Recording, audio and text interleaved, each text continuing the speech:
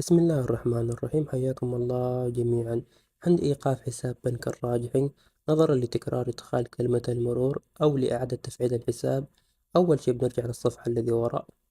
بنرجع للصفحة هذه ونضغط على تسجيل أو نضغط على الدخول، أو من هنا نضغط على تسجيل أو فتح حساب. بعدها بنختار من هنا سجل في القنوات الرقمية.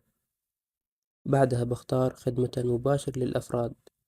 بعدها بقدر أفعل حسابي أو أستعيد كلمة المرور عن طريق إدخال هذه المعلومات. أول شي رقم البطاقة، الرقم الموجود في البطاقة الموجودة عندك، زائد الرقم السري للبطاقة.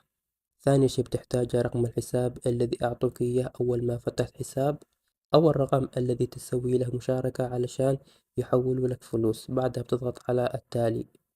بعدها بيجي كود على رقم جوالك، بتحط الكود هنا.